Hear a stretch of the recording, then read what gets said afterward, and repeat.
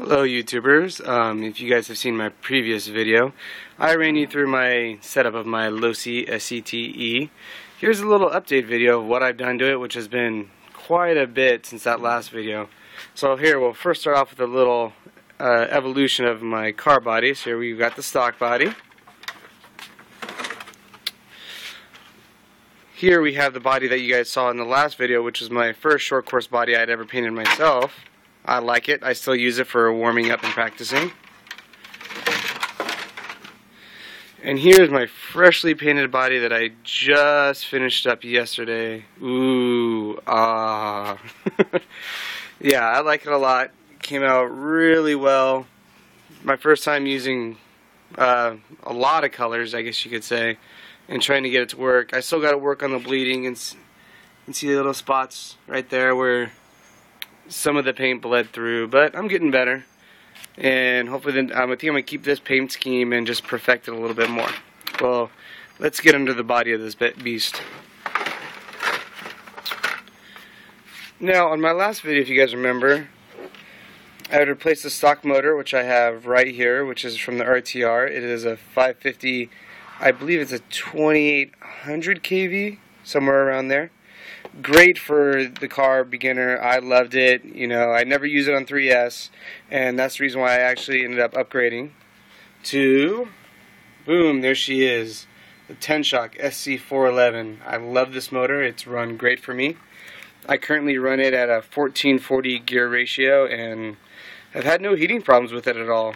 Even running back-to-back batteries, the hottest I was able to get was 157, and I mean it was back-to-back batteries, which probably wasn't the smart thing to do. Well, since that time, I've done a few more upgrades. Here's a little one. You can see I got the aluminum steering servo arm, which has been nice. Biggest upgrade, or at least most expensive I should say, here it is, the Tekin RX8. Got the speed control last week and installed it, and I love it. You know, here's my old one, my Mamba Max Pro. New case. I tore her all the old stickers off just because I could. And there it is. I actually really like that speed control. Didn't have any problems except for the fan stopped working, and originally I thought it was the fan. Turned out it's the speed control. I ended up, as you can see, I hardwired the fan to the battery just because the motor was drawing quite a bit of power and caused the ESC to get warm, at least warm enough where the fan needs to come on. But after I direct connected the fan, the ESC never saw temps above 105 degrees. Another one of the upgrades that I did is the Losi TLR Tuning Kit.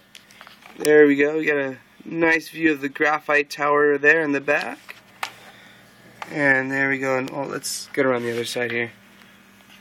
Hold that up to the light. And there we go. We got a nice little view of the carbon fiber towers in the front, as well as the aluminum shock caps and adjusters.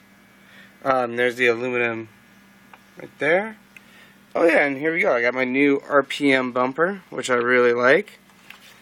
It's very nice. I've already one run and already beat it up and scratched it up, but that was from a nosedive into the concrete. Here on the wheels, I got some nice anodized blue locking nuts, and that are serrated, which, because I did lose a wheel on the track, which was a little embarrassing because one of the nuts had fallen off. Here we got a back view of those back shock towers. Ooh, pretty. Oh yeah, and then here, if I can get a top shot here.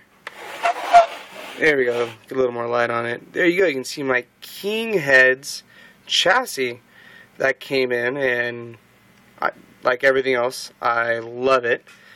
I love the layout. It does seem to make the car run a little bit quieter because it has the angle on the front CVD isn't nearly as extreme as it was on the stock car.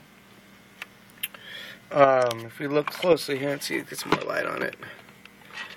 I have the hardened lightened outdrives and on the center diff, and then I don't know if you can quite see it on the back here. Maybe on the front we can have a better chance. No, but I also replaced those for the hardened lightened outdrives.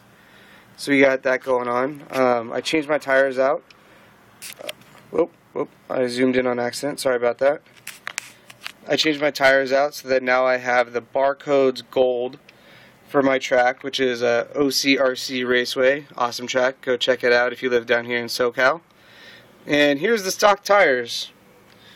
As you can see, I got a lot of run time on them, and actually most of that is due to me playing around with the truck and getting it set up and not wanting to burn my nice track tires on the asphalt. And yeah, that's kind of my update so far. Oh, I also changed the rear springs to the orange racing springs, and then the front I replaced with the black racing springs, and I also switched them over to emulsion shocks, which I've noticed a huge difference in overall handling between the spring change, changing my shock positions, and switching over to emulsion. The car just seems more planted and is ready to just dig into those corners and then come speeding out of them. But yeah, here's my setup. If you guys have any more questions, post them on down below, and I'll go ahead and get to those. If you asked any questions in the previous one, you know I answer them very quickly. And give another little fly through here. And there we go. That's my Losi TEN-SCTE. No upgrades in the future. I already spent a ton of money. The only thing I might do is grab a couple more Trinergy Nanotechs. But this time I think I'm going to get the 6600 mAhs, or milliamps, with a 65C discharge, just to keep up with this power plant that I got going on back here. Oh yeah, and also a little update. Here we go. Here's my SpeedPack 5020Cs that I originally ran with my RTR, and I was a little worried about them puffing up, but I run them on the track, and as you can see, there's no puffing at all. The batteries run great. Doesn't even get warm at all while I'm running it. Just super clean setup, and yeah, there you go, guys.